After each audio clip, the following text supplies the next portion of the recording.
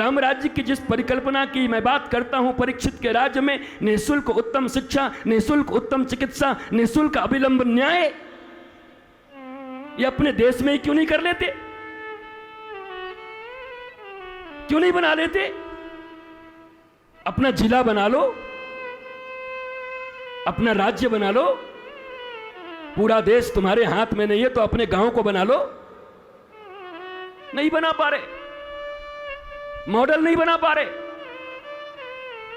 वो सामूहिकता का आनंद, वो होली और दीपावली और दशहरे का आनंद गांवों का, वो गांवों के गन्ने, वो गांवों के मक्के,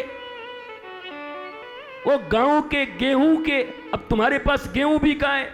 पंजाब को हरित क्रांति के लिए ललकार दिया। पंजाब इतना अन्न पैदा करने लगा, बोला अब हम निर्यात करेंगे। और उसी पंजाब से रेगुलर कैंसर की ट्रेन चलने लगी। वारे तुम्हारा डेवलपमेंट ये किसके लिए कर रहे हो? जिस राज्य में अन्न पैदा कर रहे हो उसी राज्य में सबसे ज्यादा कैंसर के पेशेंट कैसे हो रहे? और अब तो खेतियां ऐसी हो रही हैं बेचने के लिए और खाने के लिए कुछ और। तो मैं ये पूछता हूं कि मानवता है कि नहीं तुम्हारे भीतर में? आखिर बेच रहे हो तो किसके लिए बेच रहे हो? वो भी तो कोई मनुष्य ही खाएगा ना। तो जहर पैदा करके क्यों बेच रहे हो? हम तो ऑर्गेनिक खाते महाराज जी और दूसरे को जहर खिलवाते हो। इंसान हो तुम, मनुष्य हो, ये मनुष्यता है। अपने लिए ऑर्गेनिक और लोगों के लिए जहर, पेस्टिसाइड्स। ये पॉलिसीज हैं तुम्हारे, ये नियम है तुम्हारे। 1861 में बनाई गई पुलिस एक्ट अभी तक वही है। अपने देश का पुलिस एक्ट तक नहीं है। अरे ब्रिटिशों ने तो बनाया था हिंदुस्तानियों पर जुल्म करने के लिए। अभी भी यही एक्ट क्यों चल रहा है? 1861 के इस एक्ट को पूरी तरीके से रिमूव करके अपने देश के सनातन संस्कृति के अनुरूप क्या पुलिस एक्ट नहीं बनाए जा सकते? कमाल है, कमाल का देश है ये। और कमाल के आप बुद्धिजीवी हैं, so called intellects, so called बुद्धिजीवी, विवेकहीन। विवेक कहां है आपका? ना आपके नियम अपने, ना आपकी शिक्षा अपनी, ना आपकी पुलिसिंग अपनी है क्या आपके पास? चाइना आजाद हुआ, जापान का कुछ कुछ कब्जा था। रातों रात जापानी नाम मिटा दिए गए चाइना से। कि हमारे देश में जिन लोगों ने कब्जा करके यहां पर कुछ भी बनाया उनके नाम भी नहीं रहेंगे। तुम्हारे देश को 75 और 77 साल हो गए, लेकिन आज तक तुम अपने देशवासियों के नाम पर सड़कें और बिल्डिंगें भी नहीं रख पा रहे हो। अरे मैं कहता हूं अपने देशवासियों के नाम पर रखो, रखो अपने सड़कों का नाम दशरथ मांझी के नाम पर। जिस एक दशरथ मांझी ने अकेले पहाड़ को काटकर पूरे गांव के लिए रास्ता बना दिया था, क्या वो दशरथ मांझी के नाम पर बिल्डिंगें नहीं होनी चाहिए? तुम्हारे पास अपने लोग नहीं है? एपीजे अब्दुल कलाम आजाद के नाम पर बनाओ, मिसाइल मैन के नाम पर बनाओ, अब्दुल हमीद के नाम पर बनाओ।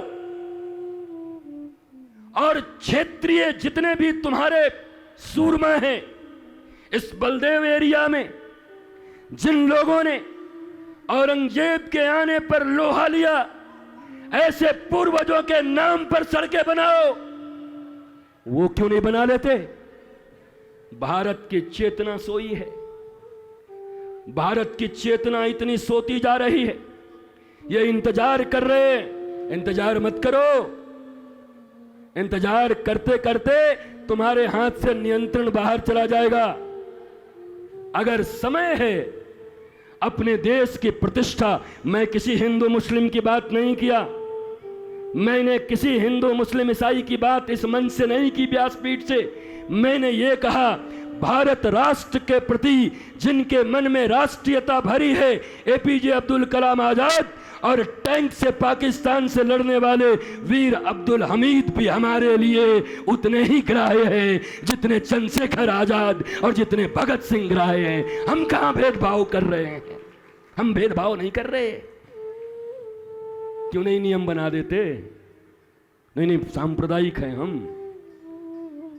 पहले तो संप्रदाय का अर्थ नहीं जानते। ये सम्यक प्रकार से प्रदान की गई वो परंपरा जिसको कहते संप्रदाय, इस भारत वर्ष की 75 साल तक राजनीति झूलती रही सांप्रदायिकता के नाम पर। जवाब देने वाले लोग नहीं है। अपने पूर्वजों के द्वारा प्राप्त किए गए, अपने पूर्वजों से प्राप्त किए गए विचार, आचार, संस्कृति को ही संप्रदाय कहते हैं। सम्यक प्रकार से प्रदान करने की विधि को संप्रदाय कहते हैं। तो गर्व से कहो हम सांप्रदायिक हैं। बोलो हम सांप्रदायिक हैं। नारायण ने दिया ब्रह्मा को, ब्रह्मा ने दिया नारद को, नारद ने दिया व्यास को, व्यास ने दिया, आपका बहुत मन था सुनने को, सूत को, सूत ने सौनक को, और सौनक से होते हुए विभिन्न ऋषि महर्षि, यहां से चलती परंपरा, और आज वही परंपरा चलती हुई बलदेव जी के इस प्रांगण में व्यासपीठ से उन्हीं ऋषियों के संप्रदाय के द्वारा यह भागवत की धारा बह रही है महाराज। तो गर्व से कहो हम सांप्रदायिक हैं। भारत की राजनीति डरती थी, संप्रदाय का जवाब नहीं दे पाते थे।